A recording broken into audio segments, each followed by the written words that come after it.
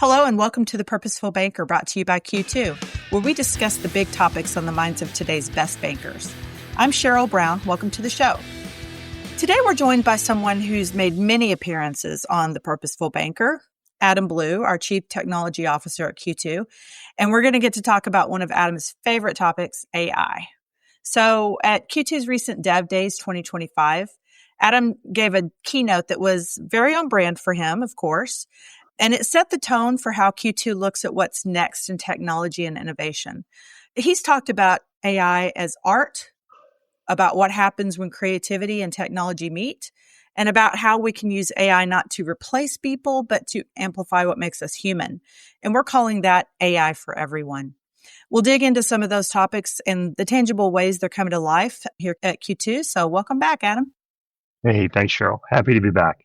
And like I always say, if you can't be good, at least be on brand. Exactly. So at Dev Days, you gave a keynote. And just to level set with the audience, at Dev Days, we bring developers together and we talk about developer-y, nerdy type things, right? And this year, we had a heavy focus on AI, of course, because everyone's talking about AI. But you opened up your keynote by saying, we're in a post-taking AI seriously world. So tell me what you mean by that. Yeah, I think if you think about the way people talk about AI, you have a pretty broad spectrum. You have the people that say we're going to end up in a scenario where everybody's on universal basic income and capital owners will drive all of societal, benefits. And you have people that believe in the Rocco's basilisk theory, which I won't get into, but you can Google it. You have other people that say AI is just another iteration of technology that makes people more of what they already are. It's unusual, in my opinion, that you have a technology change that inspires such radical separation and such radical diversity in the thought and opinion around it. I think where a lot of people are landing, a lot of people who don't have a vested interest in everyone on Earth believing that AI is the most important thing to ever happen in human consciousness and human history, is that it will be very important and it will be very impactful. But, collectively as humanity, we're going to have to come to grips with what do we want it to mean?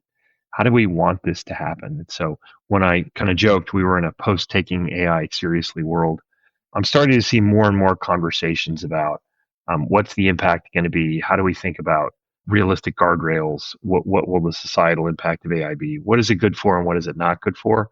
And a lot less discussion about, when Sam Altman every year says we're almost at AGI, what does that really mean? It's like, does it matter what it means? And probably what matters now is what can we do with this set of technologies that is interesting and important?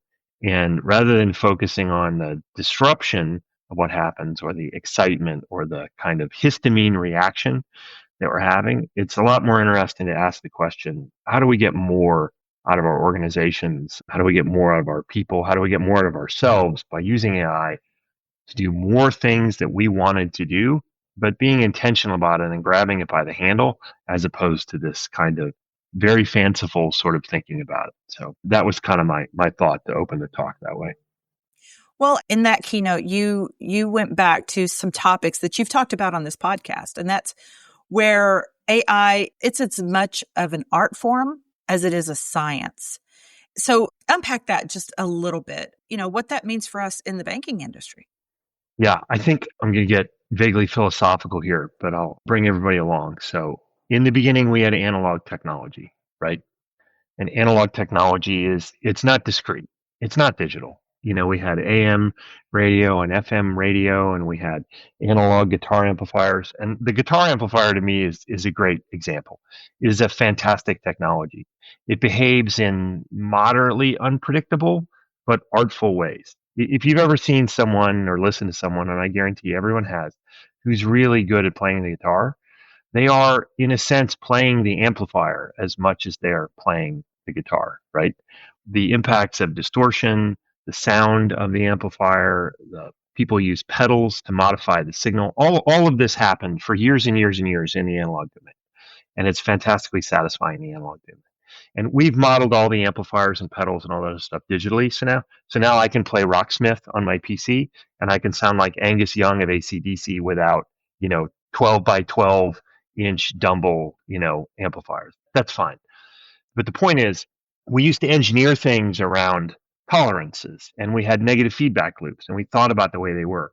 There was a time when your car was predominantly mechanical and analog, and you would get behavior you wanted out of the car by moving a screw a little bit, or changing a setting, or turning a valve and changing the mix. Now all of that is digitally controlled, and that's neither worse nor better. It's simply different. Generative AI in particular, and to some extent machine learning, feels a little analog to me versus digital. And the reason I bring that up is when we do software engineering, we're always comfortable with 100% repeatability, right? I have an algorithm, I apply the data, I get the same result every time. If you've ever worked with an LLM or struggled with an LLM, especially on a task that you break up into chunks and repeat many times, it will do the task a little bit differently each time you pass it in a chunk.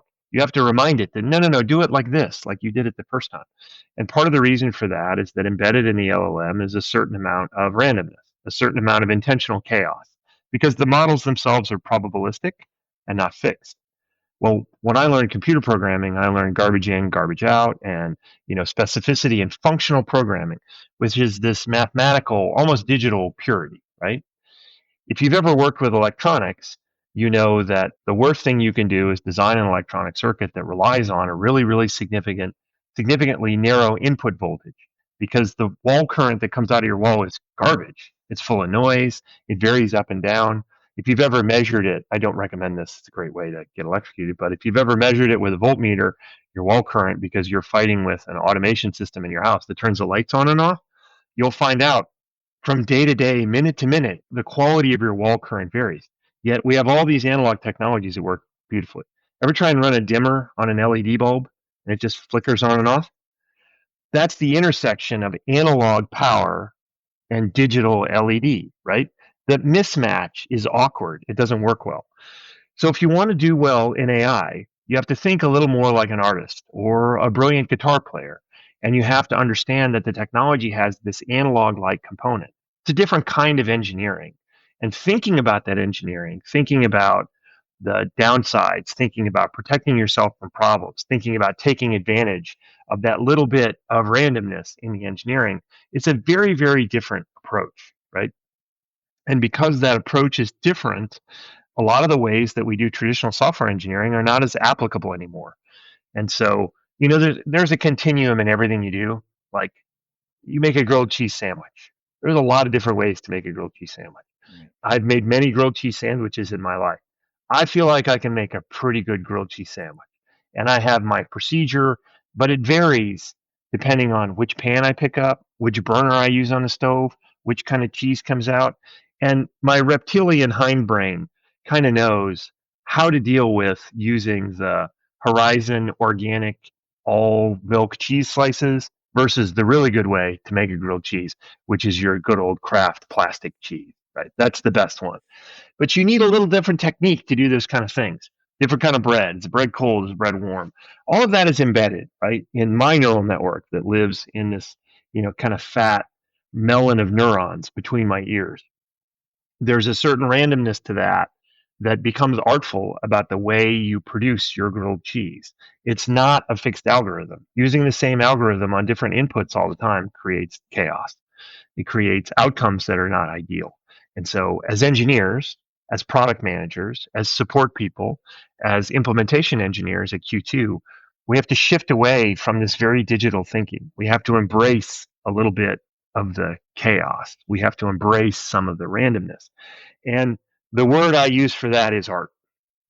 Like, I don't know if you've ever done any painting or watercolors or drawing, like those kind of creative, kind of fine arts. Yeah. Unless you are very, very good, the paint does not always go where you want it to go. Exactly. Yeah. And that's okay, right? You make all these thousands of micro decisions. Cory Doctorow wrote a great article about why he doesn't like AI generated art. I don't really like it either. And he says the reason is, in his opinion, because art is about communicating this big numinous feeling that I have to you. And I make a lot of micro decisions when I'm doing whatever the art is. Even if I'm working digitally as a human, I still make these micro decisions and brush strokes and color choices and mistakes and what have you. And what I leave in is as important as what I take out.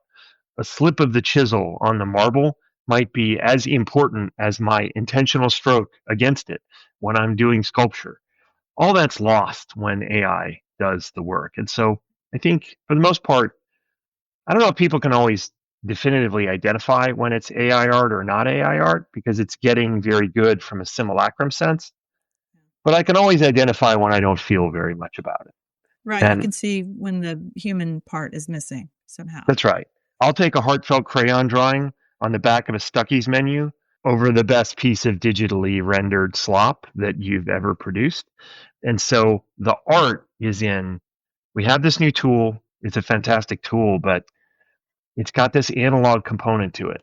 And the techniques we use for producing art, the techniques we use for managing and harnessing uncertainty to produce outcomes with high value, those techniques we learned in art and engineering a long time ago. And that's what I say when I talk about bringing art to AI. And that's what I mean about the artfulness of it. There is no art in the AI. It's in the human connection to it. It's in the human use of the tool. It's the way you swing the hammer, right? That is the part that's really valuable. Well, and that might just lead right into this next question. You compared AI's evolution to the birth of hip hop and remix culture. And that may be what you're talking about here, where we have the mix of AI and humanity to come together to create something that's really great. How is that shaping the way Q2 is thinking about innovation? Yeah, it's a great call out. So I remember when I discovered hip hop on a cassette tape when I was like 11 years old. I came to it pretty late because of where I lived. I did not, I didn't live in Queens. And so I didn't get to go to block parties that people ran off, stolen power from streetlights. That would have been pretty awesome. And I heard this music, and my dad, who's a great guy, heard the music as well. And I learned a lot about music from him. And he played music all the time in our house: Beatles, Led Zeppelin, Rolling Stone, you name it, right? And he said, it's music has three things: harmony and melody and rhythm. And I'm really only hearing rhythm from this new thing that you like called music. And I'm not sure it's really music. And I knew he was wrong, but I'm like 12 years old at the time. And so I didn't like have a really cogent argument other than like, Dad, you're really old and that's not cool. And you don't like cool things. And it turns out hip hop is now arguably the predominant form of popular music. It is everywhere. The hip hop backbeat is now in country music regularly. There's a lot of hip hop and country crossover. I wouldn't have predicted that. I also would not have predicted that I would like it. But if you can listen to Tipsy by Shabuzi and not feel something, you are a cold and dead human being in my eye. So hip hop arises from this fundamental inequality, right? If you want to learn how to play the cello, you got to have time to play the cello. You got to have a cello. That's an expensive instrument. You got to get instruction on how to play the cello. The first 1,000 hours of sounds you make with any stringed instrument will be objectively terrible, unpleasant. But you can take a piece of vinyl with a cello recording on it and a turntable and a mixer, and you can make music with someone else's cello. That does not invalidate the music that you've constructed any more than a conductor is not a musician because he owns only the baton and not a bow in his hand. And so, I likened in that presentation the notion of Questlove is digging through crates, to find sounds that he wants to use as a hip hop producer to express the ideas that he has. And he is recontextualizing music other people have also already produced. Is this theft? I mean, arguably, yes. But does it matter? Because that kind of theft, first off, we've legally worked out what's okay and what's not okay and how you pay people for samples and sampling, but forget about that part. If you bring something new to it by recontextualizing the art, right? If you are saying something that's different by using these pieces that are already there, how is that different than using a chord progression someone else used? How is that different than listening to a beautiful piece by Beethoven and picking out a melody line and transcribing that to electric guitar and making it a snarling riff that makes everybody move their butts, when they hear it on the radio? What's the difference? And the difference is the newer the approach is and the more different it is from what you were taught, the less it feels like the right way to do it. So in the AI space, we now have a tool, a technology that's capable of rapidly recontextualizing the primary way that human beings express themselves durably, which is writing things down. It's good at taking things people wrote down, mapping them into a model of that information and data, and then applying new inputs to that model to produce outputs that feel like talking to a human being. That's dangerous and fascinating and exhilarating all at the same time. It is very much akin, in my view, to having the technology of performing sampling, right? Or being a conductor and conducting the orchestra. But here's the takeaway. If your job is to make beautiful cello sounds with a bow and a $2,000, $3,000, $4,000 instrument, and you spent 10,000 hours of your life learning how to do that, and somebody comes along and takes a recording of you playing the cello and makes new music, I get why you'd be salty about that. I totally get it. I get why people that are good at coding and pride themselves in writing great code are salty about code generation and vibe coding. I get why people that do graphic design are irritable about what they see on LinkedIn all day, which is a never-ending river of AI slop. But the other thing I would say is it doesn't invalidate your work. People still going to learn how to play cellos. People are still going to learn how to do beautiful art. But lowering the bar for people to be able to create those kinds of things effectively and rapidly can lead to more interesting and effective innovation.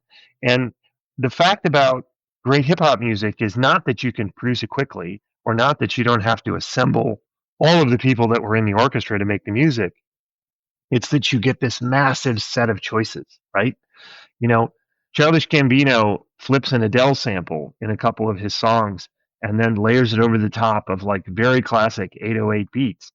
How are you going to get those two things together otherwise? You're going to call up Adele and have her come down and sing for you and then get somebody to play like a perfectly tuned drum kit? Like, that's just not an option. And so the key is to think about lifting yourself up, right? Becoming the composer, the orchestrator, the hip hop producer in this model. Think about being able to work with agents as they become more mature and they become viable. Think about working with the LLM and coordinating it. If your job today is to do tasks in a repeatable way, and your only job is performing those tasks and then going home at the end of the day, your job is probably at risk of being automated away by an LLM. If you can bring something to that job, taste, discretion, oversight, orchestration, all of those kinds of things, that's what you should be focusing on. Those are the durable skills. That's what we're not going to get in the short term from AI. Maybe we get them from AGI, and Sam Altman is right, and we're just 27 minutes away from having artificial general intelligence and the collapse of the world. And I don't know. I don't think that happens, but if it does, we probably won't be worrying about whether it's okay to do vibe coding or not anymore. That eventuality is so extreme. I don't even know if it's terribly interesting to entertain. For the rest of us that are going to work through the world in the way that it progresses and in this accelerating culture, lifting yourself up and investing in those skills around coordinating, every individual contributor thinking more like a manager, every manager thinking like a director, every director thinking like a vice president. That will be how you'll continue to stay relevant, because your taste in assembling those sounds, right? There's a big difference between the sampling in the Fugees catalog and there is in Ice Ice Baby. Now, you might like Ice Ice Baby, and I like that song too. It's a great song, but it is not a sophisticated use of the sample, right? It's not flipped. It's not interesting. It's pretty much the bass line from Under Pressure by Queen, and it goes pretty much the way it does in the song. And it gets revolved, and he even says it. Check out the hook while my DJ revolves it. It's just a one sample hook. He raps over it. There's some clever dancing. It's a catchy song, but it's not a great piece of art, right? So if you have the discretion and the taste and the understanding where you can do more with that, where you can reassemble those components in an interesting way, where you can orchestrate the agents and you can get volume and scale, but bring your personality to it, bring your sense of taste and what's right and what's wrong and what people want, that I think is going to be very powerful. In the same way that, like, we didn't get rid of writing when we got typewriters. We didn't get rid of graphic designers, Exactly. I mean, we, as a writer, someone who has spent the past 35 years of my career honing my voice, my tone, my writing style, first as a journalist, then as a, communicator, and then a marketer. My argument has been in these conversations, writers have been having these conversations for a while. I think programmers and developers are just now getting to where their art is being quote unquote overtaken by AI. Ours was the first one up, right? But, my argument is always AI is a tool, right? AI doesn't replace me as a writer because AI cannot write the way I write. AI is built on good writing that we have all done as human beings, and it's fed into the language model. My daughter's a linguist, and I tell her, I'm like, we wouldn't have AI without linguists. we need somebody who understands the language. We wouldn't have compilers without linguists. Yeah, right. Exactly. I mean, so it's a tool. We as humans need to use the tool to make ourselves better and to, make ourselves more efficient, frankly, to be able to do more faster. But the beauty is still ours to own. The part that is uniquely human, we have to still inject that because it's not going to come out of the large language model. I don't think it ever will, but we'll see. Well, like you said, let's see. Maybe some people are right. But so for us at Q2, we're talking about AI for everyone. Mm-hmm. What does that mean? What are we talking about when we say AI for everyone?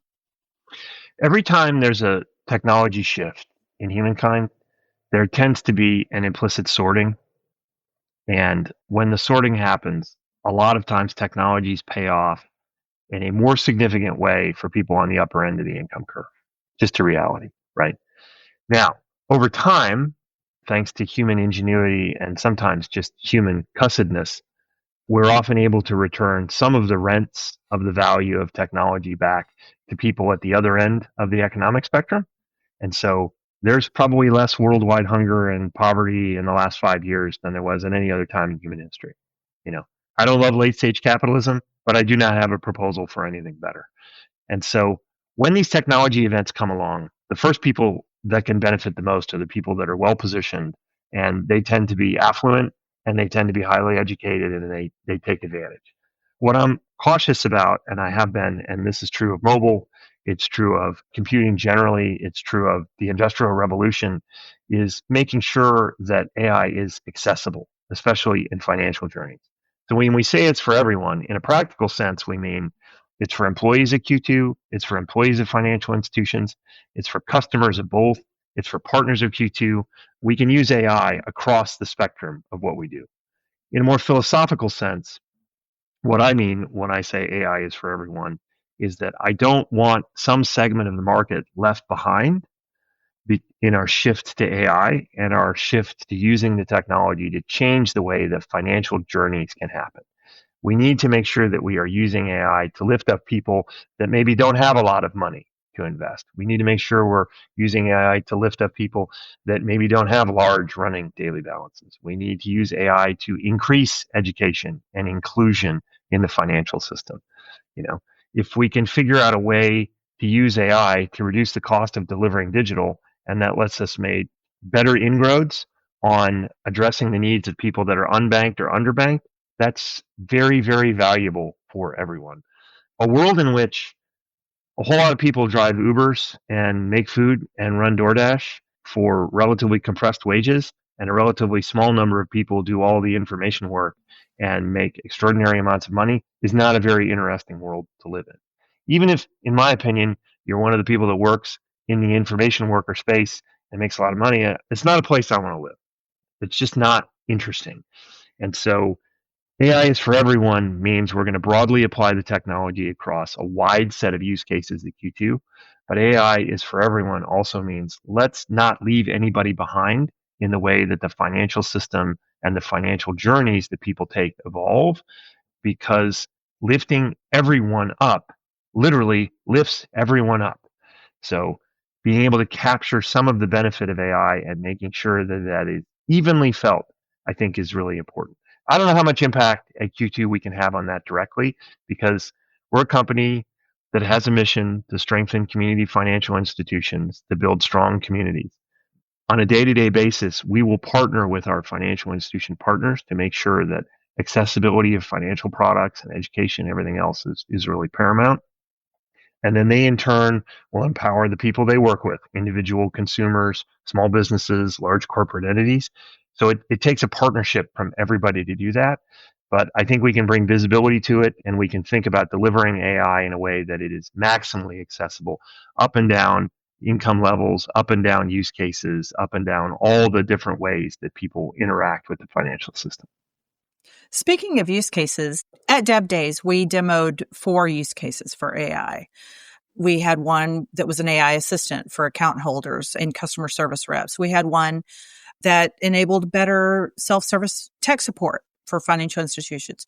We have one that's vibe coding, making it easier to code within the Q2 SDK.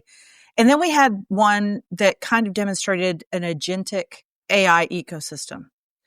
What was your favorite among all of those use cases? Which one resonates more for you? That's a good question. I think they're all fantastic. I'll talk to you about the one that I'm kind of most engaged in because it's kind of the one that's the most diffuse, which is I think that we're on a curve, and it's a steep curve, to get to an agentic ecosystem. And the vibe coding is fantastic and it's important. Copilots for front office, back office, very important. Those are products where I think we have a pretty good view of what they might look like and where they might go. I'm really engaged in the agentic ecosystem piece for a lot of the reasons that I already talked about, which is I would like to be able to lift financial institution employees and financial institution customers out of the need to repetitively perform tasks, right? And the way we get there is by doing things that are agentic in nature. And there's a lot of argument over what agentic AI means, but I'll just go back to the word agentic, which means someone or something that operates independently. That's what I want from agentic AI. I want to be able to give a piece of code that lives somewhere, an algorithm, an instruction that is durable over time. And I want to outsource some fraction of the many, many things I feel like I have to think about in a given day to that thing and have it remind me, take care of the thing, only bother me on exceptions, whatever that is. I want to be able to say, if the electric bill is under $250, just pay it. If it's over $250, let me know. And then I'll find out that in the summer, my electric bill is over $250 every time. And then I'll say, hey, let's revise that. For the summer months, if it's over $400, let me know. And for the winter months, if it's over $250, let me know. And other than that, I don't want to know about the electric bill. Just pay the electric bill safely. That's an agent that I want. That's an agent I can deal with. Right? I want the ability for someone to say, hey, wander through the secure messages and stack rank them by level of customer urgency. And then work them in that order for the day. Or better yet, walk through the set of secure messages, stack them by urgency, identify the ones that you, agent, can fulfill without really needing much input from me. And then I want you to show me the responses you're going to send for my approval. And then anything that you think is more complex than you can comfortably handle, I want you to drop those into my inbox and let me deal with it. And then I want you to save this prompt and I want you to run it every morning at 8:15. And when I get back from grabbing my first cup of coffee, I'm going to spend 15 minutes doing this each day and be done with it. And I'll never have to think about it again. That's the agentic promise. And then eventually we'll get to the point where maybe you have 2 or 3 agents that operate in concert. And I say to my tax agent, I need you every week to walk through all of my purchases and flag things that you might be charitably donatable. And then I need you to make sure that every month on all of my accounts, you collect my statements and put them in this folder so that when my tax accountant asks me for them at the end of each year, I don't have 9 hours of administrative work to do where I feel like I work for my account, which is not happy fun times for me. And then I can have another agent financially where I say, I want you to go and allocate this budget that I've set aside for charitable contributions and tell the tax agent that I made these and they're definitely charitable contributions and hand that one the receipts so that this all happens in the background. So the ecosystem to do that is complex. And I think that we're going to have lots of people with fascinating ideas about how to do that. And I don't think at Q2 we're going to have all the great ideas. And I don't think we have all the domain expertise we need to execute all those ideas. So first you need, at the baseline level, a plane of secure access to a huge amount of data, because that's what it takes to train these models effectively. And not just generative AI models, but traditional ML models around AI, maybe even baseline heuristic models around AI. Second, I need a way to bring all my partners to the table. I need to learn more about customers and the environment from my partners. And if I can learn more from my partners and I can bind that to the data set, then every partnership we turn up, they get more data from the network and we get more data from the network. And then that data becomes more enriched in a geometric way, not exponential. Everyone misuses that word. Geometric. Geometric is still very powerful. And then the third piece is I need to expose all of those API surfaces across the Q2 fabric and then across the partner fabric. So they're knitted together into this MCP facing API that an agent can safely interact with. So I know what the agent is doing. I know why they did it. I can get the agent to stop doing it. I can apply oversight from another agent or a person. All of that framework has to be built up. We're just now figuring out as an industry how that's going to work. So on the Q2 side, we have the data, we have partner relationships, we have first party value we can add, but we have to build up the API surfaces, the MCP layers on top of the API surfaces. We have to build up the safe access to permission data. All that infrastructure has to come to pass. And then we can say to people, here is a safe place where you can build, operate, and manage an agent that can perform these tasks on your behalf. So the beginning of this, right, is these copilots, which are agentic in nature. They're semi-independent, but they're not really autonomous the way I think of agentic. They probably don't interact with each other very much, and that's okay. They're the first step on that chain. But the thing I'm really excited about is this multi-year horizon to get to an agentic ecosystem where anyone, a customer, a bank customer, a partner, someone in Q2, they could envision and build an agent that would have value and then, hire out that agent for people to perform tasks and let people get to the higher order business of living life and creating value and doing the artful things that we can't rely on the technology for. That, I think, is the promise. That one to me seems like the most pie in the sky, but it's definitely the most exciting. It's like it kind of answers the question of where do we go from here, which, one of our mantras around AI, and you also said this in your keynote, is experiment boldly, deliver responsibly. How do we ensure that AI remains ethical and human-centered at Q2? Yeah, I think it's a tall order. We do have a good experience in the last 20 years of thinking about delivering technology through the frame of the mission. And so when all else fails, we can come back to the mission, and the mission will give us a great tiebreaker on should we do this or should we not do this? And so we've built models before that are pretty good at identifying things like mobile remote deposit capture fraud. And then when you dig under the hood of the model and you find out what the model is really tagging is people that shop at certain retailers. And then you look at that list of retailers and you find out that list of retailers skews towards, low cost goods. And you think, is this model really identifying that people that are at the lower end of the income spectrum are more likely to get socially engineered into accidentally committing MRDC fraud? And then you ask, well, if that's endogenously embedded in the model, is it ethical to roll this model out? The model might be accurate, but it doesn't seem equitable. And so we've had a lot of those conversations, and we've had a lot of conversations about the way we build features and the way we roll things out and the way we use data. So I think we have a good muscle memory for how to do that effectively. One of the challenges with AI is it allows you to move so rapidly, and it's so powerful in some ways that you can build things that maybe outstrip your capacity to manage them very, very quickly. So it can feel a little bit like, one of those chemistry kits from the 50s that had actual radioactive isotopes in them. I don't know if you've seen these. They were in the market for about 6 months. They're terrifying. Like, I don't know if anyone got really seriously ill, but they certainly could have.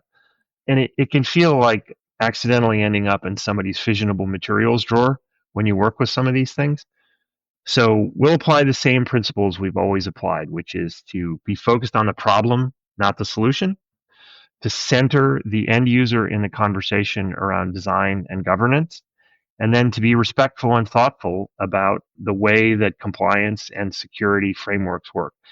I bristle sometimes, to be fair, at some of the compliance and regulatory structures that we labor under, because I feel like they're not always necessarily accepting of innovation.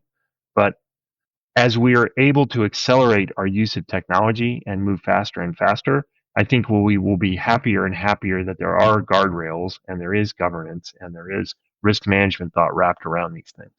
So just really centering on the problem and the customer and then being respectful of there are reasons why we have compliance requirements, even though some of them, they're not always as up to date with the technology as they need to be, but there's a lot you can draw from what was the objective behind the way in which this was structured? What is the outcome we really want? What is the real job to be done here?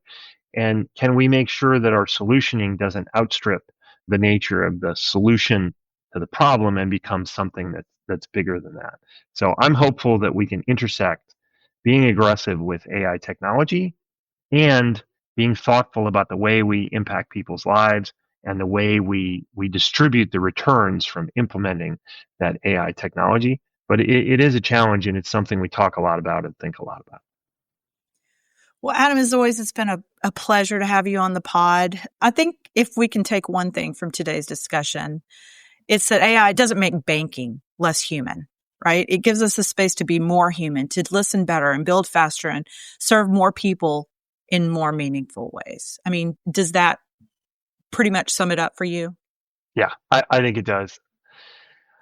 I think the danger is to use AI to do more of the things we're already doing at a higher rate of speed. And I think the opportunity is to use AI to change the way we think about the nature of the problem and the nature of the solutions to the problem, and to ensure that we are using AI to automate away the tasks and we leave the orchestration and the taste and the preferences in the hands of people. And we continue to drive for making banking relationship driven. And we really honor the space that our financial institutions hold in their community. And if we hold true to that, then our use of AI, I think, will be very aligned with the mission and what we want to execute against. And that's the way forward for us. Well, if you'd like to see the different innovations that we showcased at Dev Days, they're out on our blog at q2.com. I'll also put a direct link in the show notes, but you can see each of those demos that we shared. And that's it for another episode of The Purposeful Banker. A reminder to share your feedback on our podcast content at q2.com/pod survey. And there's a link in the show notes on that one too. You can subscribe to the show wherever you listen to podcasts, including YouTube, Apple, and Spotify. And you can see our archive of podcasts at hub.q2.com/podcast. Till next time, this is Cheryl Brown, and you've been listening to The Purposeful Banker.